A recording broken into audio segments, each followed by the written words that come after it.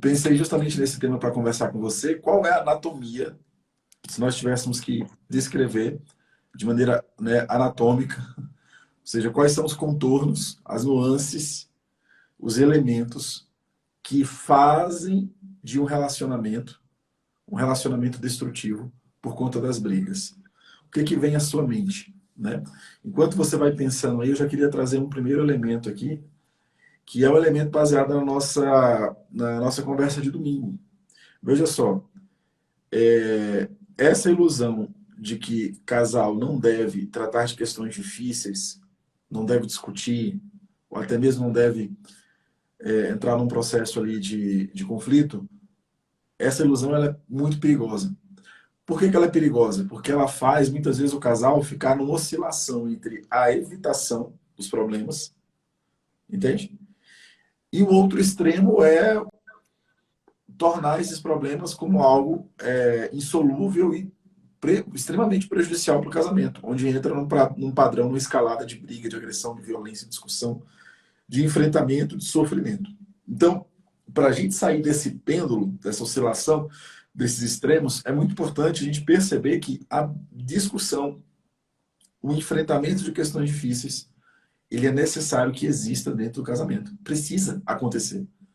E eu estou falando de domingo, porque domingo, inclusive, que não foi nem planejado, né? A gente começou ali no café da manhã, coisa leve, tranquila, e de repente a gente começou a trazer pontos, e você trouxe alguns elementos, eu trouxe outros, a gente ficou 2 horas conversando sobre questões difíceis, e eu fiquei muito feliz porque a gente conseguiu passar 2 horas tratando de questões difíceis, onde a gente discordava, às vezes concordava, discordava, e a gente conseguiu terminar com um beijo. Depois ali a gente concluiu, fomos almoçar, a missa, passamos a tarde juntos, à noite, e ali eu pensei, com o coração preenchido, com o peito preenchido, eu pensei, como eu cresço com a conversa, essa oportunidade de conversar, de discutir, de refletir, de poder ter a liberdade de ser eu mesmo com a minha esposa. Como eu preciso disso? Não dá para eu ficar tentando resolver os problemas sozinho. Não dá para ela tentar resolver os problemas sozinha. É muito importante que a gente aprenda a estar nesse alto nível de relacionamento, de discussão, de conversa, dentro de uma dinâmica que seja uma dinâmica que gere comunhão, que gere aprendizado, que gere crescimento. E não cisão e destruição do próprio relacionamento. E eu queria te ouvir sobre essa experiência. Enquanto eu te ouço, eu quero dar aqui, enquanto você vai preparando aí, quero dar aqui as boas-vindas aos nossos amigos que estão aqui, a Mai, a Nath, a Nara, o Rafael. Eu vou pedir, fique à vontade para enviar perguntas e comentários. Eu estou desativei aqui os comentários só porque eu gosto muito de olhar nos olhos da Jaque e os comentários ficam bem nela. Mas, amor, quero te ouvir sobre isso. Fique à vontade. Eu sei que, assim, realmente foi uma conversa, né? Foi uma discussão, mas eu prefiro usar o termo diálogo, né? Foi um momento ali onde a gente conseguiu sentar e se comunicar, por mais que a gente tivesse, a gente não concordasse em todos os pontos, né? Então, tratar de assuntos difíceis para o casal é muitas vezes levar para o lado de uma discussão, mas de uma discussão. Porque quando a gente fala em discussão, me vem à cabeça sempre a alteração de voz, né? Uma chateação, uma coisa muito pesada. E para que isso não aconteça, é importante que a gente consiga ter clareza naquilo que a gente está comunicando. Então, no nosso caso, né, no que aconteceu no domingo, eu acho que o que favoreceu foi a gente conseguir comunicar com clareza aquilo que a gente estava pensando. E também a gente, tanto eu quanto você, fizemos o esforço de escutar o outro, de buscar compreender o outro, né, naquilo que estava sendo trazido. Então, em resumo, né? Então, um primeiro ponto aí é comunicar com clareza e também estar aberto para ouvir, para acolher o que o outro tem a dizer, mesmo que você discorde. né? E isso é muito comum na relação, né? Um discordar do outro, porque são pessoas diferentes, né? Seria muito chato se a gente sempre concordasse em tudo, né? Se eu tivesse me casado com uma versão masculina da Jaqueline, seria muito ruim. Imagina É. você casado com a versão feminina do Anderson. Oi, quero não. Então, é bom que haja essa divergência. E a gente cresce muito nisso, quando a gente se permite acolher o que o outro tem a dizer, a gente cresce muito, né? Então, assim, o Anderson trouxe alguns pontos na nossa conversa domingo, por exemplo, que eu não concordava e que tinha até uma resistência, assim, a algumas coisas que ele trazia como proposta, assim, de crescimento, de estudo para nós, né, enquanto casal, para o nosso trabalho. Então, algumas coisas que eu nem, assim, que eu não dava muito crédito, né? Mas, como é algo importante para você, eu decidi me abrir e estou fazendo essa experiência, porque é importante para você. Então, mesmo que para mim não faça, a princípio não faça tanto sentido, eu penso assim, bom, o Anderson acredita muito nisso, para o Anderson isso é importante, então eu vou levar em consideração pelo simples fato de ser uma proposta do meu marido. Me lembrou aquela passagem, né, que o Pedro, Tiago e João pescaram a noite toda, né, e não conseguiram peixe algum, mas aí Jesus pede, não, lance as redes de novo. E por conta, né, a palavra fala, né, por conta da tua palavra eu lançarei a rede. E aí eles, né, tiveram uma pesca farta. Então é um pouco isso, assim, acreditar na palavra que você, né, que eu, né, compartilhando com todos, né? Então, levar em consideração a palavra do seu marido, da sua esposa, então mesmo que é algo que eu não considero, que eu não acho importante, mas por conta da palavra daquela pessoa que é sinal de Deus na minha vida, eu vou lançar as redes. Então, vou me abrir aqui a essa proposta. Maravilha, maravilha. Eu quero saber das pessoas que estão aqui com a gente, eu quero destrinchar isso que você disse para a gente poder tirar o máximo proveito, né? Nos atendimentos que a gente tem, Ricardo, seja bem-vindo, Mai, Rafael, no trabalho que a gente tem realizado aqui nos atendimentos, né, no processo de terapia para casais, a gente percebe muito claramente, e eu gosto muito dessa palavra da TCC, que é a distorção cognitiva, que é basicamente um ponto que você trouxe no início. Eu usei a palavra discussão e você trouxe para a sua zona de compreensão mais adequada, que é diálogo. E é interessantíssimo isso, porque a gente percebe que muitas vezes o próprio relacionamento na comunicação ele se torna impossibilitado por essa distorção de conceitos sobre o que é a comunicação, a discussão, o diálogo. Então, por exemplo, o que eu dizia no início, é importante que você saiba, que você pontue no seu casamento que ele necessita desse espaço de discussão. Para algumas pessoas, discussão já é algo que tem uma natureza negativa, porque ele formulou um conceito que discussão não pode ser positivo. Então, veja que interessante, que sutil. Se eu quero construir... Gente, eu estou falando de algo preciosíssimo, porque você se casou com uma pessoa que, se você se unir com ela, se você tiver comunhão nos desafios, vocês crescem. E não é um crescimento de progressão aritmética, é um crescimento de progressão geométrica, é um crescimento exponencial. Então é de grande valor a gente parar para pensar o seguinte: será que a gente não está transformando as nossas dificuldades, diferenças, discordâncias num padrão destrutivo, porque a gente tem diferenças de conceitos sobre o que é diálogo, o que é discussão, como é que resolve o problema? Esse é um primeiro ponto que eu gostaria de explorar.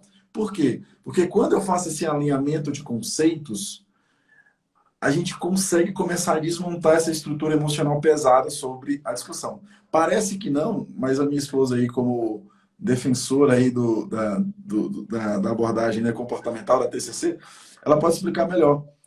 Porque os conceitos que a gente formula sobre discussão, sobre diálogo, eles influenciam demais a maneira como a gente se comporta. Então, para pensar um pouquinho, você está aqui com a gente. Se você quiser me mandar algum comentário, pergunta, fica à vontade.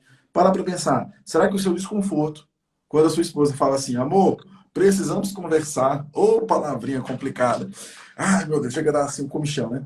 Ou quando o seu marido fala assim, vem cá, mulher, vem cá, eu quero falar com você. Será que esse desconforto não é justamente por um conceito mal formado, e aqui a gente pode falar de crença, né? A gente pode trazer outros elementos sobre o que é o diálogo, sobre o que é a discussão, sobre o que é a resolução de problemas no casamento?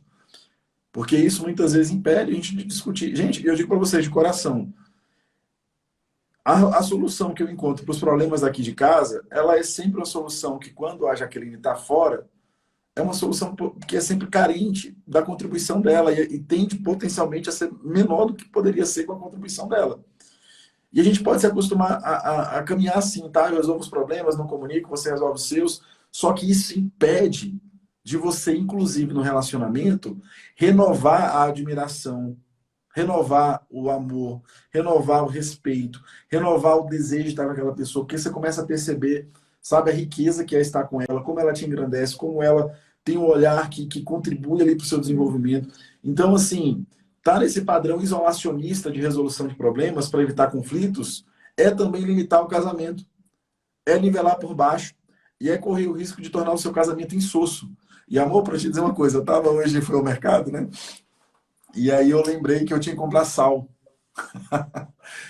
Enfim, lembrei que tinha que comprar sal. E aí me veio essa reflexão que a discussão no casamento é igual sal, ou o diálogo, né? A discussão.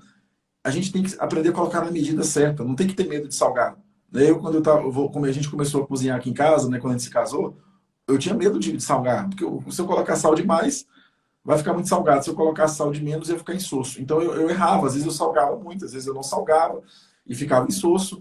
Mas é assim, a gente tem que aprender a fazer a experiência de usar o sal, de usar instrumentos de comunicação, de diálogo, e a gente vai passar do ponto, a gente fazer de menos. Mas quando a gente acerta o ponto, a gente vive o que nós vimos no domingo, que foi um sentimento de gratidão, de satisfação afetivo, né? E de renovação da esperança, de renovação da fé, de acreditar que é possível.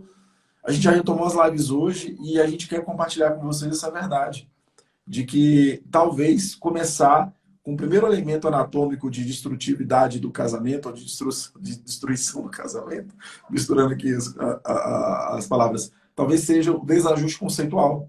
Talvez toda vez que alguém fala com você, eu quero falar contigo, tu já liga o padrão tiro, porrada e bomba. E talvez já, ou aquele padrão, não quero conversar sobre isso, não. Deixa eu ir embora, amanhã a gente fala, eu tô cansado, eu preciso dormir, não vem falar comigo, não. Como é que você vê tudo isso, amor? Ajuda aí. É porque cada um tem uma percepção, um entendimento sobre o que é discussão, né? Então, retomando a nossa experiência. Até quando eu vi seu story hoje falando, né, da discussão que tivemos no domingo. Aí eu pensei, gente, mas não foi uma discussão. Ou seja, para mim, o conceito de discussão traz muito um peso negativo. E na minha visão, de fato, não foi, né?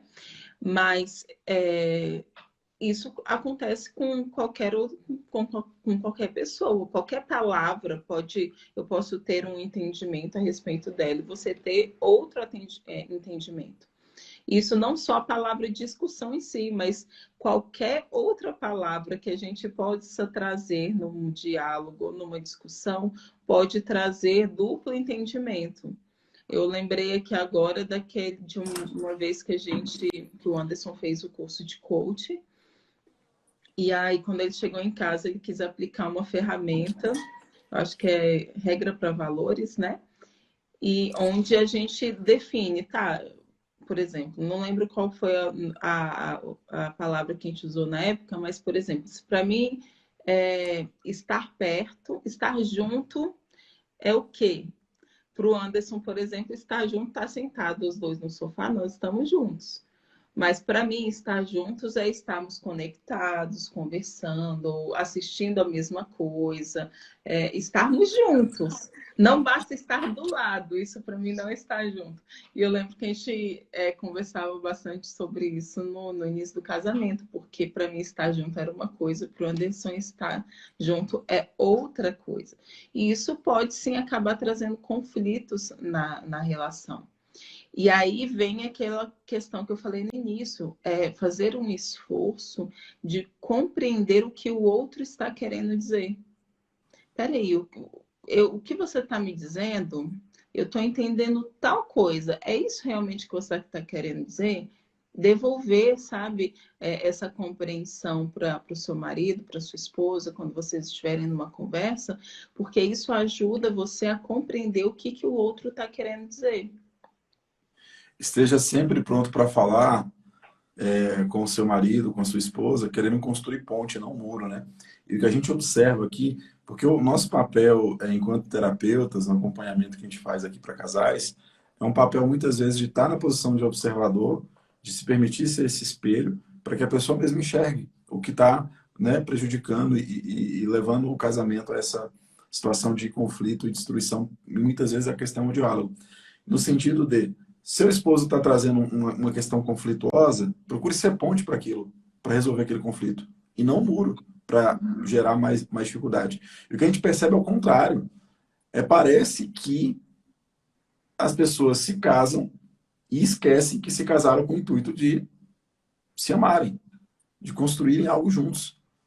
Então elas ficam, parece que, procurando a pior interpretação possível para gerar o caos dentro do próprio casamento. E, obviamente, que a gente falando assim, parece que isso não existe, parece que isso é irracional. Só uma pessoa, né, muito fora de si pode fazer isso.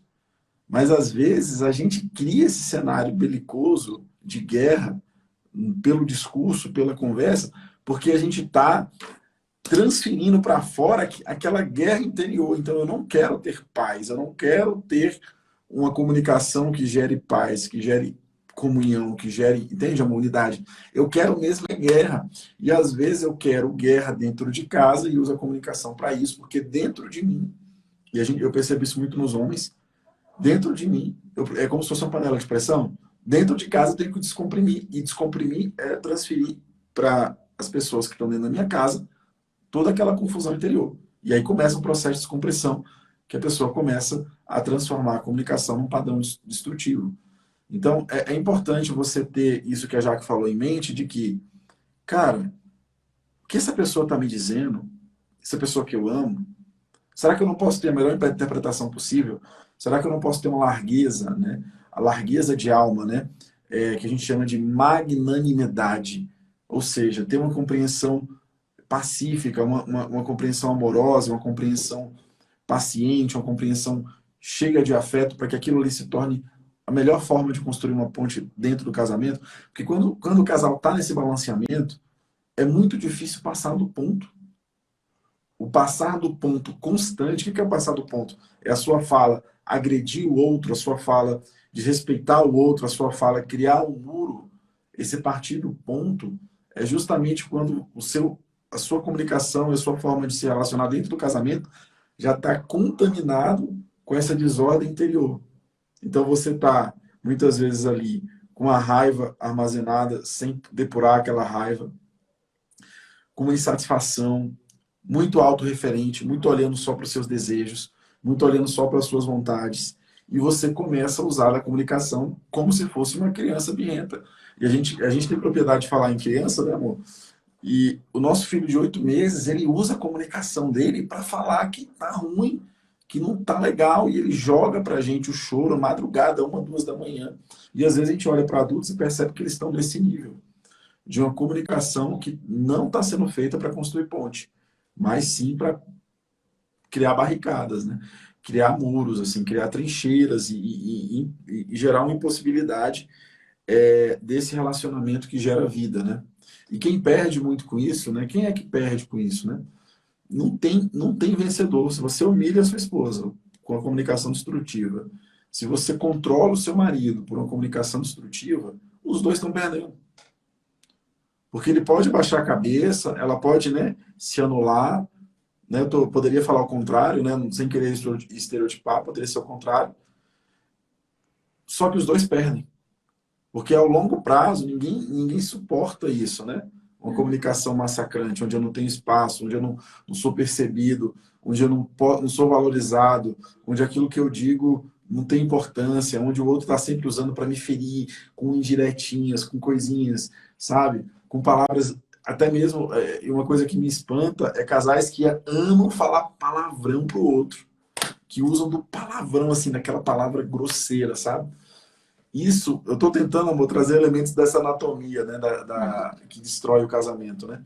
Isso é uma coisa terrível, né?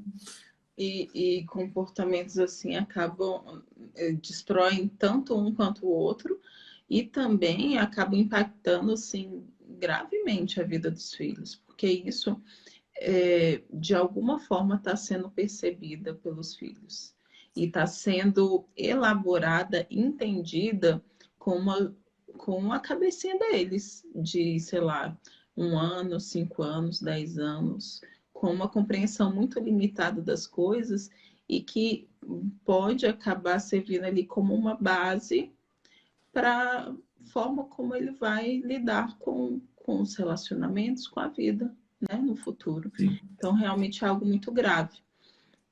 E E outro... outra, pode falar. Não. Eu ia mudar de assunto, se você for Eu concluir. queria fazer eu quero fazer uma relação, inclusive, que às vezes os casais não percebem, mas essa comunicação que constrói muros, ela começa a preparar em nível inconsciente o casal para começar um processo de ruptura da aliança, de traição, de infidelidade. Não é por acaso que um casal chega ao ponto de vivenciar a traição, a infidelidade. E isso muitas vezes tem ponto de origem na incapacidade de gerar diálogo, comunhão, de gerar uma comunicação que una. Porque o que acontece, veja só, quando eu tenho uma comunicação destrutiva, eu começo a aniquilar no outro a dignidade, eu começo a aniquilar a beleza, eu começo a aniquilar a virtude, eu começo a transformar o outro num objeto, numa coisa. Então, quando eu estou nesse padrão destrutivo de comunicação, o outro ele começa a perder todos aqueles elementos que fazem com que ele seja, para mim, 1 em 7 bilhões de pessoas. Sim. E aí você começa, mas nada justifica a traição, não estou querendo justificar nada, estou querendo te dar os elementos para que você entenda como muitas vezes essas coisas acontecem. E aí, a gente entra muitas vezes num casal que se perde em relacionamentos extraconjugais porque se descuidou do diálogo, de uma comunicação que constrói pontos de maneiras diferentes para o homem e para a mulher, né? Mas é importante entender que a gente não está falando só de um aspecto, isso é sistêmico. A comunicação destrutiva, ela tem um poderio destrutivo sistêmico sobre o casamento. Ela vai corroer todas as áreas ali, né? É muito difícil um casal prosperar, é muito difícil o casal amadurecer, é muito difícil o casal ter projetos e se comprometer, é muito difícil o casal até mesmo se abrir aos filhos quando ele está num padrão de comunicação destrutiva. Geralmente, o que a gente percebe é que isso começa a entrar numa escalada onde a traição. Porque o que acontece? O que é, gente, o ato conjugal? O que é a natureza do ato sexual? É uma expressão de diálogo. É onde a gente dialoga com o corpo e a alma e exprime de uma maneira singular o nosso afeto, o nosso amor, o nosso desejo, a nossa entrega, o nosso sacrifício. E aqui tem um ponto central, que às vezes os homens separam o sexo, colocam o sexo no patamar simplesmente, vamos dizer assim, da satisfação da libido. Mas o sexo, ele está dentro dessa estrutura que é o relacionamento, que pressupõe, que necessita do diálogo. Então, a relação sexual do casal é uma experiência de comunicação, de diálogo. É uma experiência de comunhão, é uma experiência de intimidade. E quando isso está quebrado, qual é a lógica que a gente percebe? A lógica de que eu não me vejo mais comprometido com o diálogo do meu corpo. Eu não estou mais comprometido com o diálogo da minha alma. Eu não estou mais dialogando espiritualmente, emocionalmente e fisicamente. Mas essa necessidade continua. E aí eu começo a ter esse desvio de conduta. Fulano é uma pessoa tão boa e ele traiu a esposa. Ou fulana traiu o marido. Gente, isso não surge de uma hora para outra, não. Antes veio um distanciamento que foi muito provavelmente fortalecido pela falta de diálogo e talvez até motivado por essa falta de diálogo, essa dificuldade de se comunicar. Exatamente. Então, aqui a gente também chega num ponto, amor, que é o seguinte, que é o ponto que a gente percebe a dificuldade das pessoas crescerem nos seus casamentos. Nós relegamos o casamento, de maneira geral, as pessoas relegam o casamento, a vida conjugal, aquilo que é a dinâmica da experiência. Eles dependem tão unicamente da experiência para construir seus casamentos. Ou seja, eu já amo essa mulher, a gente já se conhece, a gente já vive junto, a gente namorou tantos anos, a gente está tantos anos casados, e eu trago a minha experiência e ela traz a experiência dela e a gente une e faz disso um casamento. A gente não permite se questionar a nossa experiência que desemboca em comportamentos, os erros. A gente não se permite muitas vezes aprender formas diferentes de fazer aquilo. Então, muitos casais estão reféns de um casamento disfuncional e de comunicação destrutiva porque relegaram os seus casamentos a mera experiência e repetição de padrão, né? Repetição de padrão de comportamento, né? Que aprenderam com os pais, mesmo que de maneira, às vezes a gente ouve isso, tá, amor? Ah, o meu marido disse para mim, a minha esposa disse para mim que ela nunca ia ser igual ao pai ou à mãe.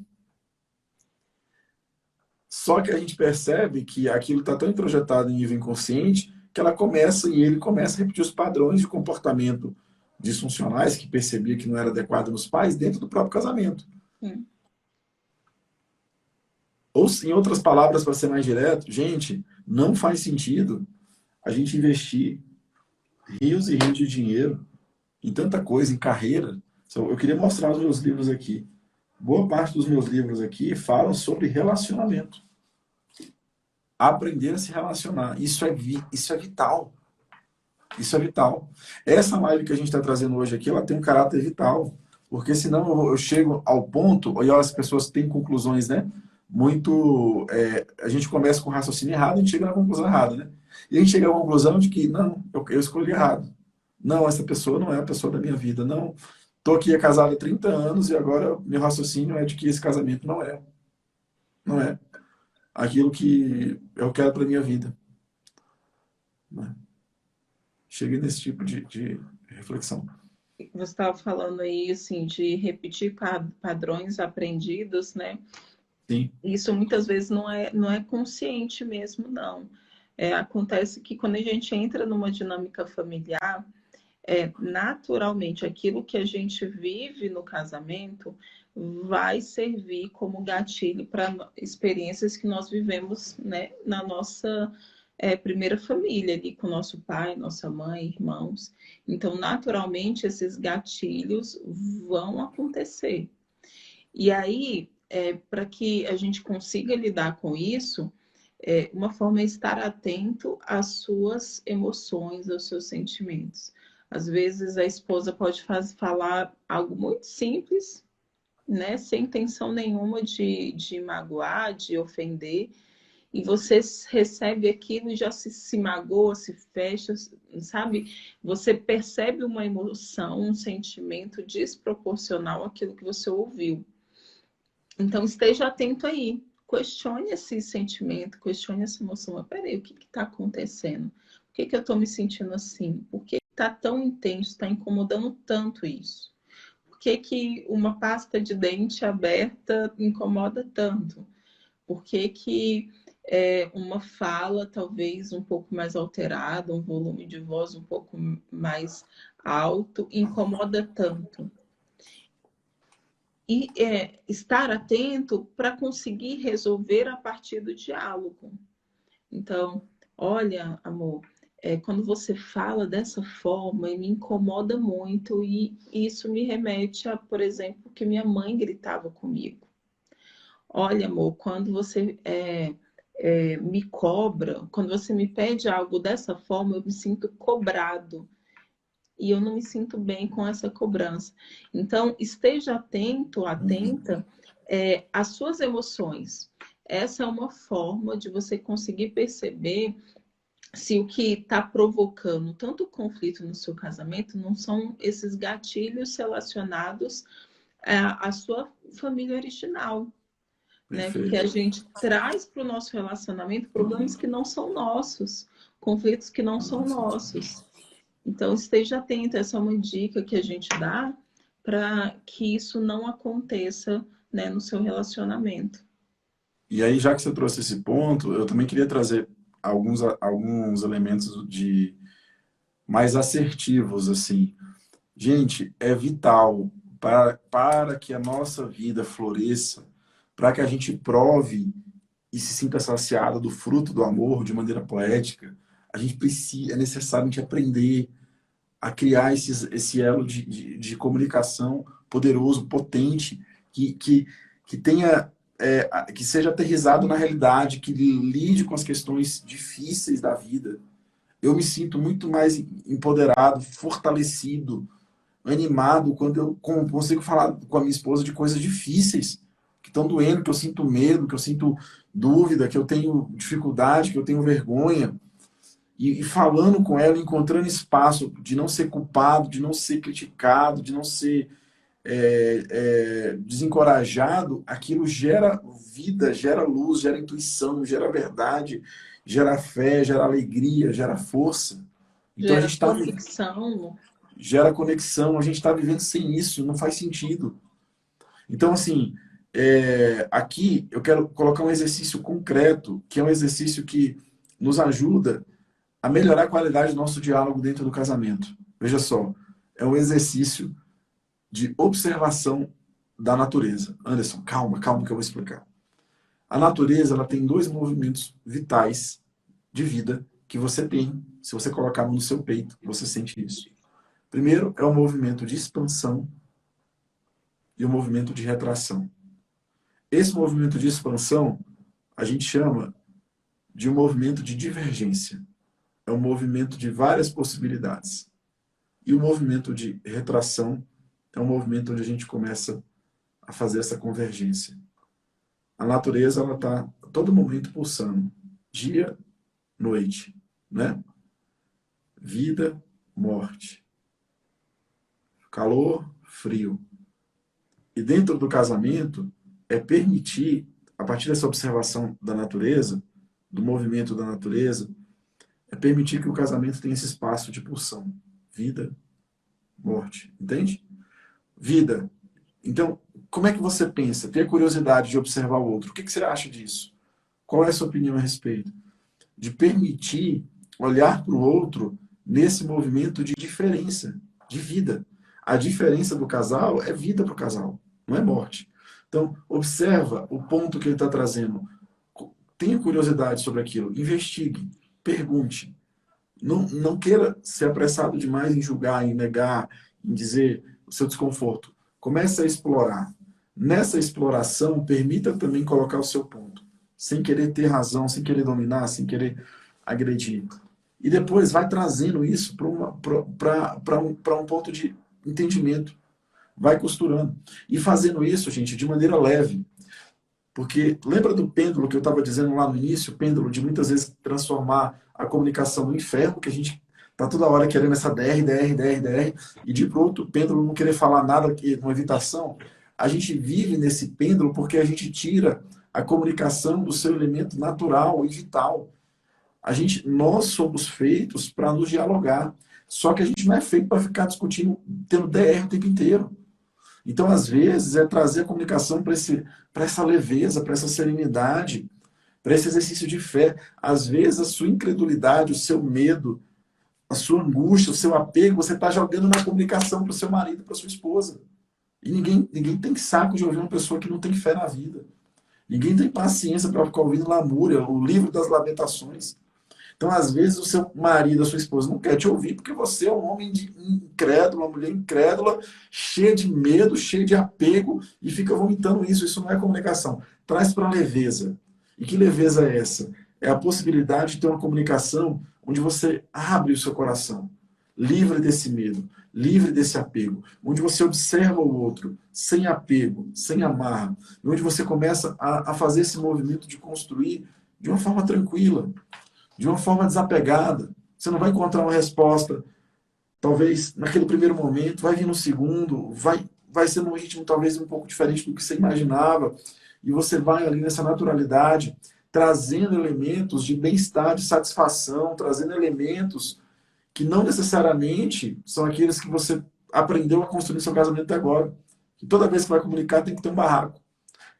Faça da sua comunicação esse movimento de expandir possibilidades, investigar, não ter pressa, de explorar, de apreciar o ponto do outro que é diferente, de manifestar o seu sem julgamento, e depois começa a recolher e fazer esse movimento de apropriação e de comprometimento com aquilo que está sendo dito. E uma maneira da gente gerar o comprometimento no outro, na comunicação, é a gente ser o primeiro a ser comprometido com o que está sendo dito. Então, às vezes, dentro daquela comunicação, houve algo, houve um acordo que foi feito. Aquele acordo, ele tem que ser algo vital para você, no sentido de se comprometer mesmo. Faz. Mas o outro não fez um dia, eu não vou fazer. Para de ser infantil. Faz o que tem. O que você sabe que vai dar vida para o teu casamento. Faz o que está diante de você. Faz. Porque o teu compromisso, ele vai gerar no outro um estímulo, um engajamento, um desejo, uma satisfação, até uma vergonha, que seja. Sim, e outra coisa importante também é fazer o exercício de controle emocional. Não sei se esse termo é o melhor, né? Mas assim, pode vir durante o diálogo, durante a discussão, né? Aquele rompante, né? A emoção vai lá em cima, você se irrita, né? Talvez um problema que vocês estão tentando resolver há muito tempo. Isso acontece demais, então, assim, um assunto que vocês já falaram muito, que vocês não conseguem encontrar um ponto em comum. E aí, quando surge a conversa, o diálogo, a discussão, a emoção já vai lá em cima.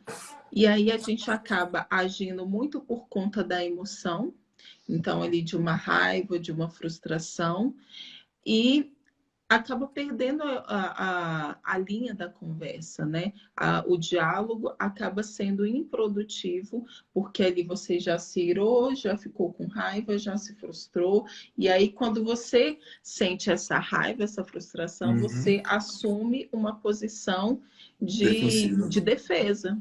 Então, assim, eu estou com raiva, então eu estou sendo atacado. Então, eu preciso me defender desse ataque. E essa defesa acaba se dando também através de outro ataque. E aí um ataca, outro ataca, e a comunicação não acontece. Então, esteja atento às suas emoções, não haja de acordo com a emoção, mas de acordo com os seus valores, de acordo com o objetivo daquele diálogo. O objetivo do diálogo é, de fato, a resolução do problema, a conexão do casal, a harmonia. Nunca o objetivo vai ser a separação, né? O distanciamento, o conflito. Então, cuidado, esteja atento a essas emoções e não permita que a emoção ali te sequestre e tome o protagonismo do diálogo. Perfeito. Amor, é isso. E eu traria, dentro dessa observação sobre o sentimento, sobre, né, o movimento que está acontecendo ali interior, a partir daquela conversa, a capacidade de você se treinar para isso. A gente se treina para isso. O que significa se treinar? Uma pessoa atenta a si mesma, aos seus sentimentos e emoções, ela consegue perceber mais facilmente quando ela está saindo, vamos dizer assim, desse autocontrole. E o que significa isso na prática? É uma coisa que a gente também não aprende. É o seguinte, durante o dia, você ter breves momentos para você estar ali aterrado, presente, né? Para que você possa tomar esse banho interior da alma. ter esses momentos que a gente usa da meditação, da oração, para a gente estar presente, ajuda muito a gente perceber como é que a gente está se sentindo durante o dia. Então eu sei, pela manhã, à tarde, à noite, como é que eu estou. Porque eu faço esses exercícios. Então isso me ajuda a não transferir para o meu filho toda aquela bagunça que está dentro de mim. Com grito, com briga, com ofensa. Ajuda a fazer isso. A ter um diálogo mais tranquilo com você. Né, dentro do casamento. Quando eu não faço isso, é o contrário. É muito mais fácil eu perder o controle porque eu não estive atento a mim mesmo durante o dia. E esse movimento atento é muito importante. Geralmente, quando eu perco o controle emocional, é que eu passei o dia desatento. Passei o dia desatento, sem me observar, e a gente pode falar de técnicas, né? Sem mindfulness, sem a meditação, sem alguma atividade até de auto-hipnose, de oração. Passei o dia sem isso, é fácil de eu arrumar uma briga. Uhum.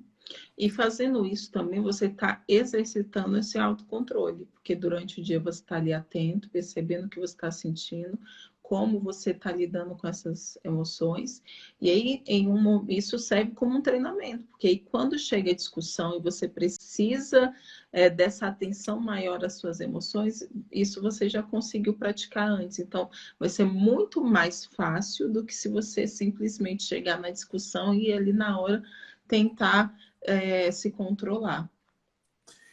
Exatamente. E eu também, e tem um outro ponto também que eu considero importante nessa anatomia,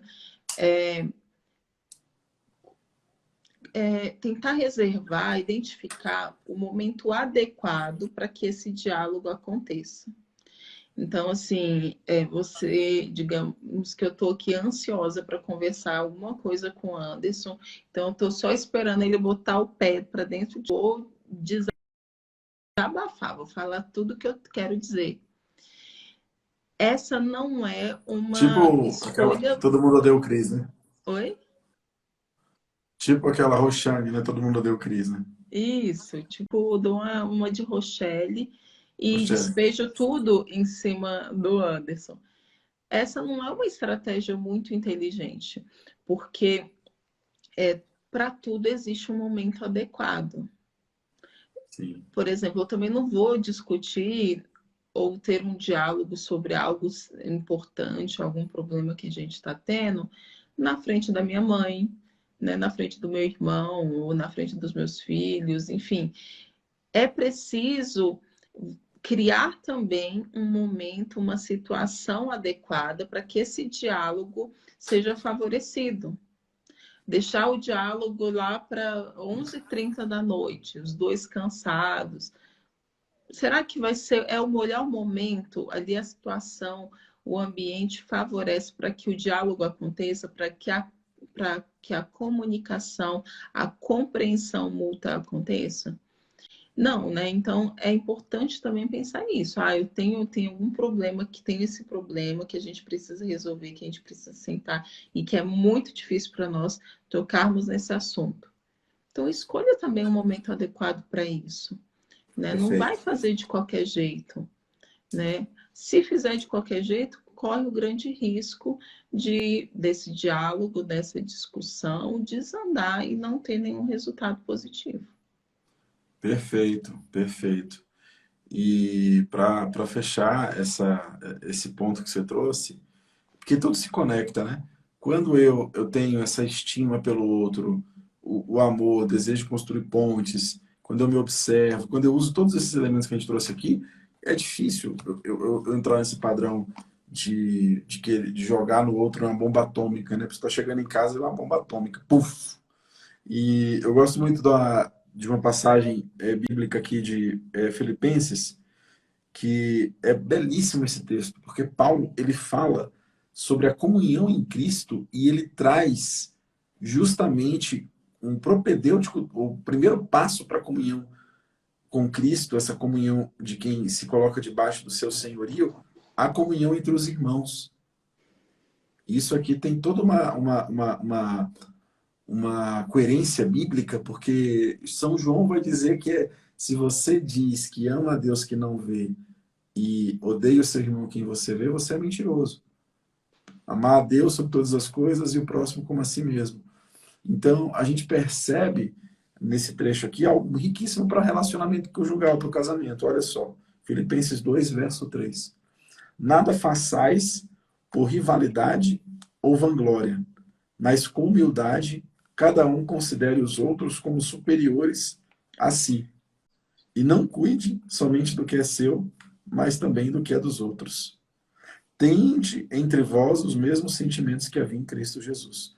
Então, quando a gente age, o nosso ato, a nossa ação, ela está desapegada dessa rivalidade, dessa vanglória, desse egoísmo, e a gente tem um exercício humilde de olhar para o outro e valorizar o que o outro está trazendo, valorizar a percepção do outro, a gente está exercendo o grau mais sofisticado de influência, de persuasão, mais cheio de força espiritual.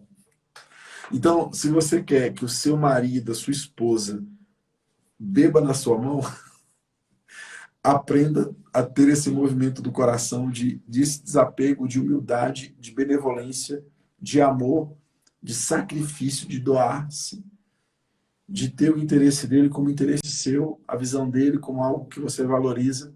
Porque quando você faz isso, você está trazendo ele para uma dinâmica que é uma dinâmica muito poderosa. Uhum. E aí você começa a trazer também aquilo que é para você. E isso aqui, eu acredito. Quando o casal está naquele imperativo de que ela precisa fazer o que eu quero, ela precisa se amoldar à minha forma de ver, ela precisa fazer, ou e vice-versa, é soma zero. Assim, nenhum dos dois ganha. Sim. Quando os dois querem se afirmar, os dois se anulam.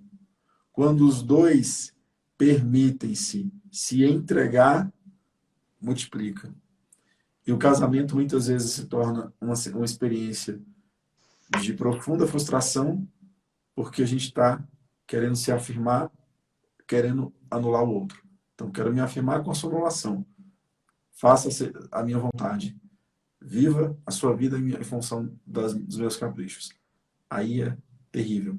Agora, quando eu olho para o outro com o interesse de me doar, de me sacrificar, de me entregar, de amar, de viver o que está dizendo aqui o verso bíblico, de ter o outro como superior a mim mesmo, aquilo faz com que o movimento, a gente entre num fluxo de amor que não tem início nem tem fim. É uma coisa que leva a gente a parecer que a gente está dentro do coração do próprio Deus.